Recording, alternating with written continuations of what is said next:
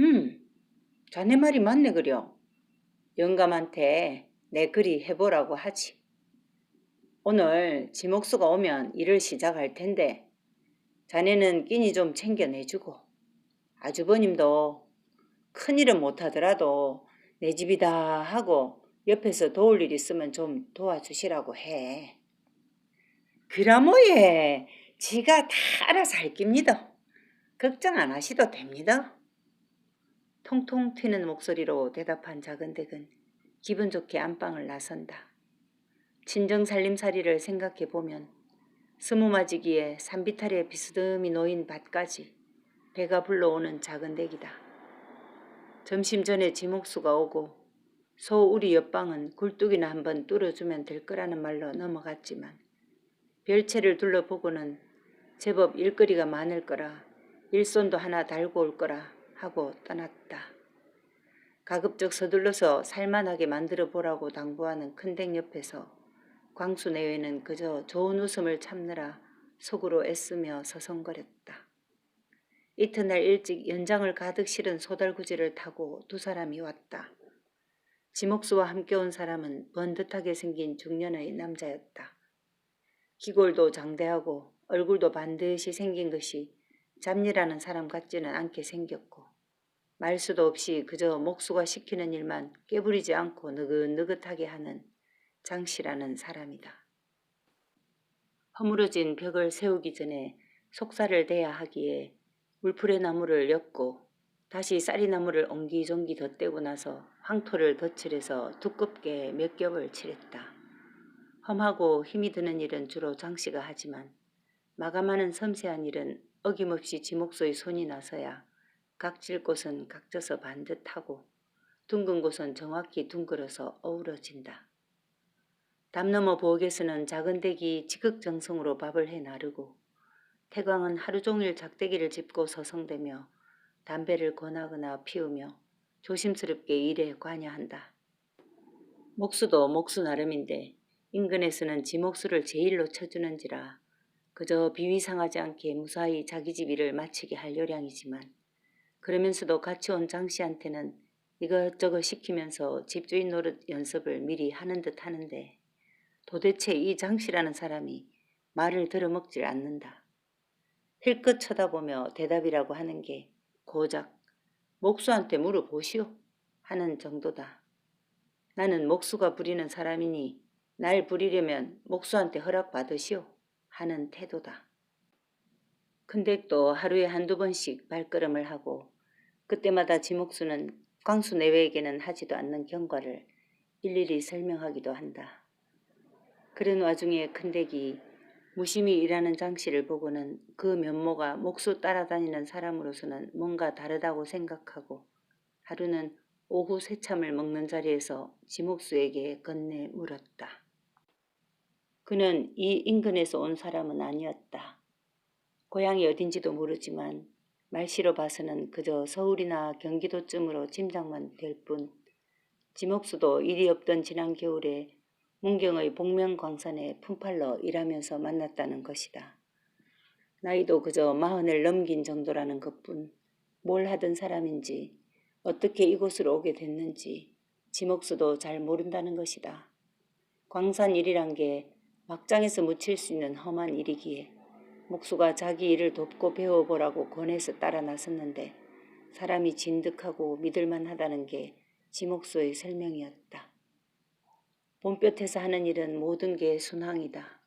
적당히 잘 마르고 해가 길어 일도 진행이 빠르고 춥지도 덥지도 않으니 몸이 지치는 법도 없다. 필요한 자재는 그래도 태광이 자청하여 소달구지를 몰고 왕래하니 조달이 빠르고 일의 머리와 끝을 미리 짐작하는 지목소의 재간은 한 파수 정도가 흐른 시간에 이미 집의 틀이 반드시 잡히고 제법 귀태도 자아냈다. 까만 기와가 햇볕 아래서 빛나고 미장으로 마감된 황토벽은 기둥이며 문이나 석가래의 나무가 지닌 연륜과 함께 우아하게 조화되었다. 소양은 벌써 3일째 식음을 전폐하다시피 하며 몸살을 앓고 있다. 3일에 걸쳐 태복 나들이를 하는 동안 잠자리며 먹는 것도 부실했고 마음 쓰이던 여러 가지를 집에 와서 왈칵 토해내듯 그저 들어누웠다. 이튿날 간다던 대포아짐의 집에도 가지 못하고 잠만 자고 움푹 패인 눈에 축 늘어진 눈꺼풀 그리고 산발에 가까운 엉킨 머리카락은 보기에 영락없는 귀신 형상이다. 장날 소양 애미는 무슨 물건을 잡았는지 그 이튿날 떠났고 지금쯤은 돌아올 날짜가 되었건만 아직 오지 않았다. 아직도 장사수완이 없는 탓에 한 푼이라도 더 남기려 씨름하다가 날이 저물고 막차가 떨어지면 경비가 더 들어가는 것을 알면서도 여전히 똑같은 상황을 겪는 모양이었다. 그래도 벌써 달포 이상 대구로 김천으로 머리에 광목 보따리를 이고 도매상도 기웃거리고 골목을 다니며 소리도 질러보고 하면서 체면치레 없이 집에서 기다리는 어린 것들을 생각하며 잔돈푼이라도 이득을 챙기려 하는 것이 어느 정도 익숙해져 간다. 부산은 아예 들르지도 않는다. 바다가 접해 있으니 해산물이 많은 것이 이유다. 여관에 묵을 돈을 생각하면 간이 따가워 그냥 역사 나무 의자에서 보따리를 안고 이틀 밤 정도는 새우잠을 잔다. 말이 잠이지 치마 속에 든 전대와 안고 있는 물건을 생각하면서 깊은 잠을 잘 수가 없다. 소양을 생각하면 억장이 무너지는 애미다. 얼마 전만 해도 애 같던 딸년이었는데 날벼락 같은 아버지의 죽음을 들은 후로 애미보다도 더 집안의 기둥 노릇을 자청하는 것이 한없이 기특하지만 하필이면 몸을 팔아서 돈을 마련한다는 것에 그것이 비록 유락가는 아니더라도 살갗이 따가울 정도로 낯을 들 수 없는 일인 것이다. 더 한심한 것은 자기가 미친 듯이 말리고 딱이라도 때리지 못했다는 것이다. 어쩌면 딸년을 씨바지로 보내고 얻는 돈을 은근히 바라고 있지는 않나 하는 스스로의 의심에 화들짝 놀라서 잠에서 깨나기도 한다. 다 팔자다 하는 대포아지매의 말이 자꾸 생각난다. 이것이 정말로 애미도 어찌할 수 없는 팔자란 말인가. 석탄가루가 펄펄 날리는 기차 역사는 잠만 자고 나면 얼굴이 검댕이가 되지만 아랑곳 없이 그저 물건을 빨리 처분하고 돌아갈 생각뿐이다.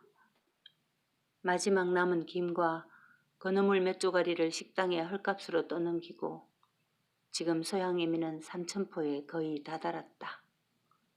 다행히도 김천의 한 도매상과 대구의 건어물전에서 곱게 봐준 탓에 물건도 제법 잘 넘겼고 다음 행차 때도 들러라는 말도 들어서 마음은 가볍다.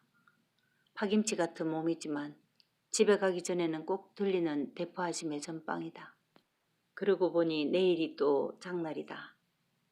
날이 좋아서인지 저녁 때가 되었어도 전빵문이 열려있다. 아지매, 지화심도! 인기척을 내며 들어서니 장날 국밥거리를 미리 준비하던 대포아지매가 칼질을 멈추고 반긴다. 어서 온나? 이번에는 어땠노? 잘 됐나? 하면서 궁금한 듯 물어댄다. 손해는 안 봤네. 기운이 탈진한 소양애미는 짧은 대답과 함께 나무 의자에 털썩 앉는다.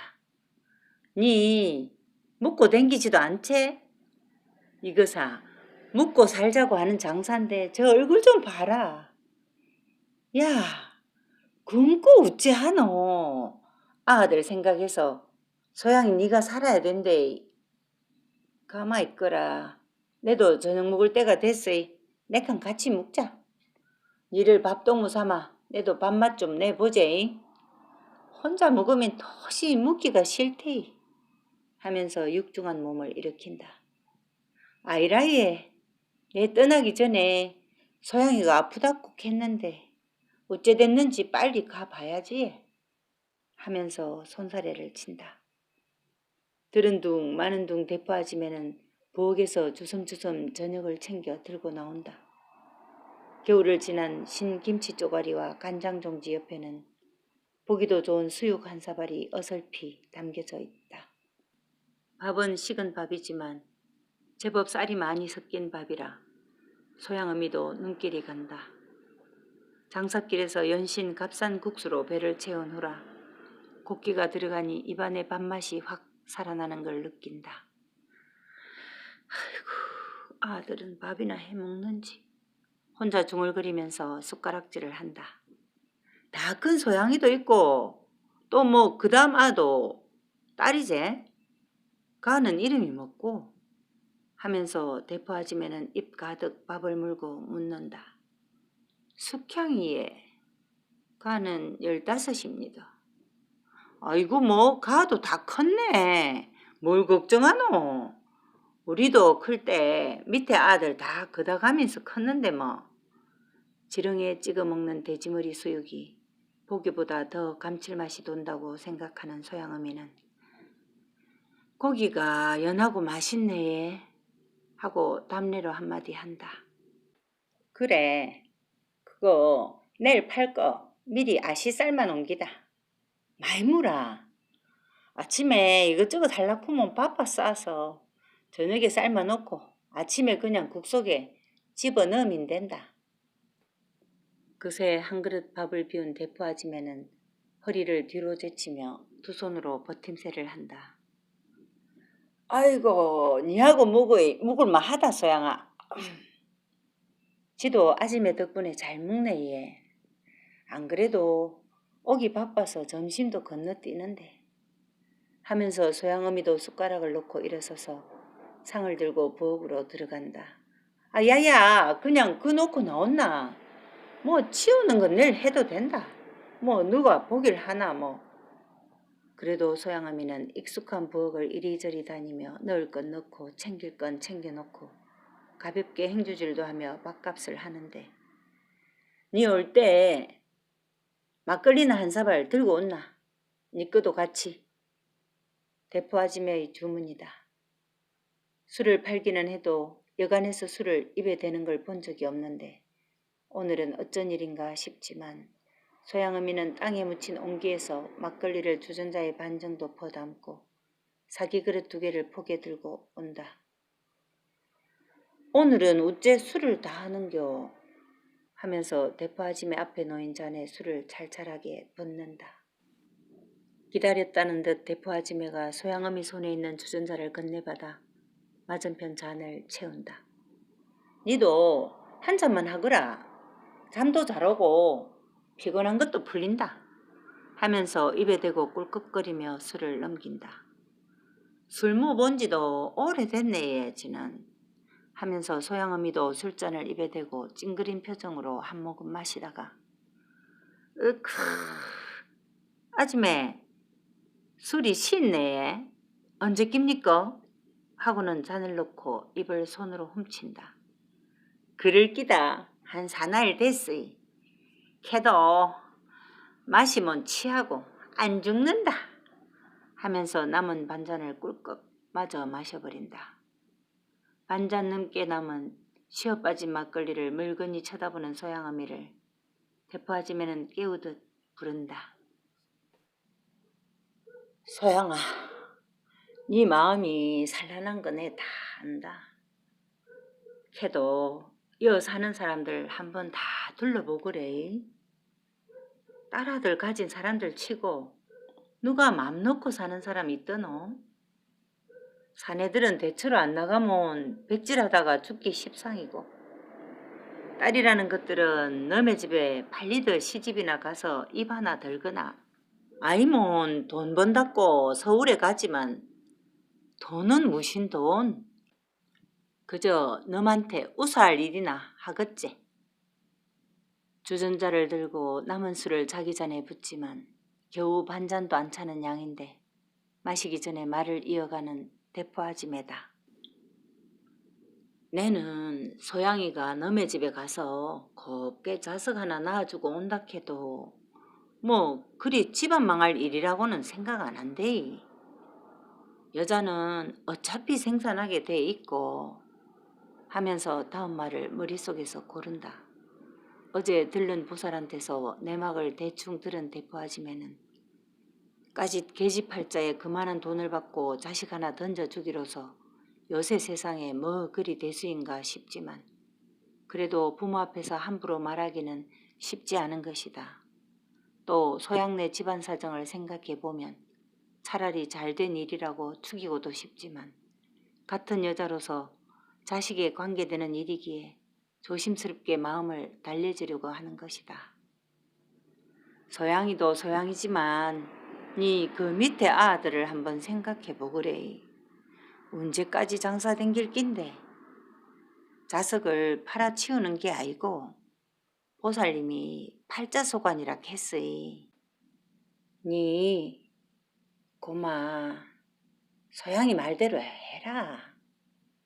이어지다 끊기고 끊어지다 이어지는 말을 억지로 마친다. 소양어미는 아무 말이 없다. 술잔만 쳐다보고 있다. 대포아짐에도 자기가 한 말이 좀 어색했나 하고 생각이 드는지 술잔을 들고 마셔버린다. 아이고 두 양반이 술판 벌렸네. 문이 열려 있었던지라 인기척도 못 느낀 사이에 난데없이 털보무당이 환한 얼굴로 들어서며 말한다. 아이고 보살님 아인겨. 어서오이소. 저녁은 하시는겨? 하면서 대포아짐에는 자리 한쪽을 비운다. 아이다. 내 지금 막 남해서 오는 길이다. 내도 막걸리 한 잔 더고 바람이 없는데도 배가 자가석하나 많이 흔들리네. 속이 안 좋다. 하고 자리를 잡으면서 곁눈질로 소양어미의 동태를 살핀다. 무당이 앉음과 동시에 소양어미가 벌떡 일어나 옆에 있던 보따리를 들고 대포아지매를 향해 내일 지가 올까예? 하고 묻는다. 와, 갈라고? 좀 있다가 안 가고? 하면서 대포아지매는 두 여자들을 번갈아 보며 어색함을 느낀다. 대답도 안 기다리고 소양어미는 휙 하니 가버리고 무당은 어이없다는 표정으로 말한다. 저 아지매는 뭐 내가 무신 뭐 원수졌나? 워카노? 하면서 삐쭉 표정을 짓는다. 장삿길 노구남 탓인지 소양의 이마 위에 손만 얹어보고 그냥 잠에 취해 새벽까지 돌덩어리처럼 잔 소양어미는 여름 초입에 접어드는 5월 이른 날샘에 훌쩍 눈을 떴다. 작은 방 안은 어린 것들이 제각기 동서남북으로 뒤엉켜 잠을 자지만 소양은 웅크리고는 있지만 매무새는 큰 것답게 가지런하다. 아침의 서늘함을 느끼고 어미는 호디불 자락을 끌어 아이들을 덮어주고 소양에게 다가가서 머리를 훑어 올려주며 열이라도 있나 하고 이마도 짚어보는데 소양이 몸을 돌려 부신 눈을 비비며 엄마야 언제 일났노? 하면서 몸을 일으키려 한다. 일날랐고 개안나 내는 인사불성으로 잤다. 어제는 어떻노? 인제 다 나았다. 오늘 장날 아이가 대포 아지매가 기다릴 기다. 지난장에도 못 갔으이 오늘은 가봐야지. 엄마도 갈 끼나? 야는 지금 시간이 몇 시라고 벌써 서둘러 쌌노. 그러고 니 그 몸으로 가겠나? 음여의 근심어린 눈길이 소양의 몰골을 본다. 사나흘 똑같은 옷을 입은 채 병치레를 한 소양의 모습이 염하기 직전의 모습과 다름없이 보일 정도다. 구호물자 쪼가리를 걸쳤으니 저고리도 아니고 조끼도 아니고 마땅히 이름도 없는 서양 옷이라 심지어 여자 옷인지 남자 옷인지도 구별이 안 되는 것을 소양은 당겨내려 허리를 감추고 발끝에 걸린 이물자락을 걷으며 일어나다가 옆으로 비틀 쓰러진다. 야야 그냥 누워거라. 니 안 되겠다. 하며 어미가 부축하자 소양이 굽은 등을 일으키며 걔안타까이 그냥 어지러부석한다 하며 일어선다. 엄마도 집안일은 걱정 말해이. 숙향이가 제법 다 알아서 한대이. 그러고 노마는 종락이 학교도 데리고 다니고 향수기도 잘 본다. 이번에는 어땠노? 장사가 잘 됐는지 궁금한 소양이다. 소양애미도 덩달아 일어서서 치마끈을 매며 큰 재미는 없었다. 걔도 뭐 손해는 안 봤지만 경비가 많이 드는 게 걱정이 돼. 두 모녀는 머리를 숙여 대나무 살의 얼룩으로 황칠이 된 방문을 열고 뜰로 나선다. 웃자고 밥을 안 치고 갈까? 하면서 소양애미가 소양을 돌아보고 묻는다. 아니다. 숙향이가 다 한다. 엄마도 배 들어올 때 물건 잡아야 좋은 거 산대. 퍼뜩하자. 대파짐에도 일이 많을 끼다. 아파서 누운 며칠간 숙향이 하는 것을 보았지만 그래도 마음이 안 놓이는지 소양이 부엌으로 들어가서 물동이도 열어보고 찬장도 둘러보고 하는 동안 애미도 들어서서 작은 가마솥을 열어보며 쌀은 얼마나 있노? 묻는 애미의 말에 쌀은 무슨 쌀이노? 보리쌀이제. 아직 많이 있다. 장사한답시고 한 행부에 3, 4일씩 집을 비운 지가 벌써 한참이나 되고 보니 살림살이 돌아가는 것이 이제는 남의 집 살림살이처럼 어색하게 느껴지는 소양애미다. 엄마도 머리 빗고 내도 좀 빗기도. 아무리 그래도 손님들 상 앞에서 일할 낀데 머리는 빗어야 안 되겠나? 기운이 달리는지 봉당에 놓인 돌 위에 엉덩이를 앉히며 마치 어른처럼 말하는 소양이다. 불과 2달 전에는 반품값 하던 자식인데 이제는 애미를 제쳐두고 집안을 건사하다니 소양어미의 눈에 소양이 이제는 다 큰 여자로 보인다. 말없이 방 안에서 이빨 송송 빠진 찬빗을 찾아 나와서 소양이 뒤에서 머리를 빗겨준다. 니는 아버지 닮아서 숱이 좋대. 내 머리는 숱이 작아서 비녀도 겨우 찌르는데.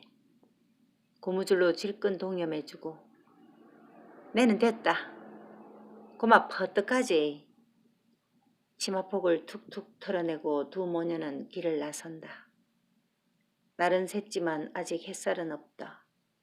연한 안개가 바다 위로 걸려 늘 보아온 창선도도 신수도도 자태만 보일 뿐 오늘따라 육풍도 해풍도 없이 그저 화사한 계절의 아침이다. 코끝에 전해지는 달콤한 꽃향이 아릿하다고 느끼는 소양이다. 바빠서 꽃냄새가 나도 깨도 못 심겠다 올해는. 소양어미의 푸념 아닌 푸념이다. 향기가 코를 찌르면 들깨씨를 뿌릴 때라는 어미의 말이지만 소양은 그저 향에 취하며 엄마를 따라간다. 엄마야, 오늘 장에 가민 전빵 자리 좀 보그레이. 내도 대포 아지매한테 물어볼 끼지만. 소양애미는 앞만 보며 걷는다. 들었을 테지만 대답이 없다. 소양도 더 이상 보태지 않고 그냥 걸어서 읍내로 들어선다. 남의 변의 화창한 봄빛은 그늘을 벗어나면 땀이 돋을 정도로 덥다. 이제 막 시작되는 모내기로 꼭 필요치 않으면 장구경 삼아 나오는 사람들이 적은지라 그저 논농사 적은 섬사람들이 건어물을 들고 오거나 간혹 비녀찌른 촌부들이 겨우내 묵혀 아끼던 밭작물을 앞에 내놓고 팔리기를 고대하며 여기저기 앉아있을 뿐 장은 한산하기만 하다. 소양은 대포아지매가 삶아 내놓은 돼지머리를 도마 위에 놓고 뜨거워서 손을 호호 불어가면서 썰고 있다. 소양애미는 소양의 허한 몸을 생각해서 손수 물을 몇 행부 이고 오고 겨우 숨을 돌리려 나무 의자에 앉는데 보기 싫은 함신의 영감할머니가 들어선다. 벌써 2달도 더 되었음직하다. 이른 봄이라 추운 바람이 휘몰아치던 이른 아침에 종락이 학교 보낼 때 입힐 옷가지라도 살 요량으로 못 받은 품값을 받으러 갔다가 무지막지한 봉변만 당하고 돌아섰던 것이.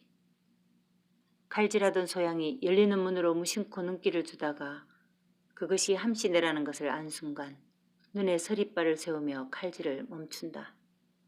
소양애미는 일어서서 부엌으로 들어가 버리고 아직 손님이 들어서지 않은 전방 안은 달랑 두 노인만 서 있다. 그들도 방 앞의 작은 툇마루 끝에 앉아있는 것이 소양임을 보았고 또 뒷모습을 보이며 부엌으로 들어간 것이 소양엠이라는 것을 알았는지 어색함이 눈에 훤하다. 머리에 까치집을 올리고 위에 입은 한복 동정이 새까맣게 찌든 영감이 무색함을 떨치러 나무 의자에 앉으며 안에 대고 부른다. 아지매 좀 봅시다. 하고는 마구자 주머니에서 담배를 꺼낸다. 니는 뭐하노? 안 앉고. 여전히 어색함이 줄줄 흐르는 할마씨를 보고 나무라듯 영감이 말한다.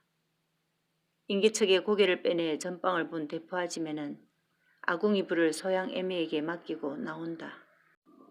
어쩐 일인겨? 이래 일찍? 꽃밭길이려면 좀 있어야 되는데. 대포아지매는 탁자 맞은편에 앉는다. 아, 밥은 이따가 먹고 하면서 영감이 어설피 일어서며 아지매 내 좀 봅세. 영감이 한마디 하고 문 밖으로 나서고 할마씨도 따라 나가버린다. 영문도 모르는 대포아지매는 큰 궁둥이를 나무 의자에 붙인 채 일어날 생각도 없이 와카지? 야야 소양아 하고는 소양 애미를 부른다. 칼을 든 채 눈에 불을 켜고 쳐다보던 소양이 자기에게 눈길도 못 맞추고 슬그머니 나가버리는 두 노인에게 그래도 인간이라고 부끄러운 줄은 아는 모양이지 하고 중얼거린다. 소양애미도 쭈뼛걸음으로 부르는 소리를 듣고 나오다가 두 함씨네가 나간 걸 알고는 아지매요. 아침부터 저 인간들 보고 내 심장이 쿵쿵 뛰 쌓여서 숨이 다 가쁩니다 하면서 대포아지매 앞에 앉는다. 그 소리를 들은 소양이 발끈하며 소리를 지른다. 엄마야, 니는 재진 것도 없이 와 심장이 뛰노? 못난 소리 좀 하지 말그래. 네, 저 인간들 두고 볼기대. 도마에 부딪히는 칼질이 사납게 들린다. 눈이 휘둥그레 커진 대포아지매는 함씨네 집에서 있었던 사실을 모른 채 야, 누구 와카노? 무슨 일이 있었나? 하면서 연신 둘을 번갈아 본다. 소양은 표독한 얼굴로 칼질에만 눈을 고정하고 소양애미는 딸에게서 들은 핀잔에 머쓱한 느낌을 지으려 죄 없는 뒷머리에 비녀를 뺐다 꽂는다. 뭔 일이고? 대포아지매는 함씨네가 부른 것도 잊었냥 되묻는다. 아닙니다. 나중에 말씀드리지. 지 불 봐야 됩니다. 하고는 부엌으로 들어가 버린다. 아참, 내 정신 좀 보래. 저 양반들이 기다릴 낀데. 그제야 함씨네가 생각난 듯 불현듯 일어나 밖으로 나서는 대포아지매다.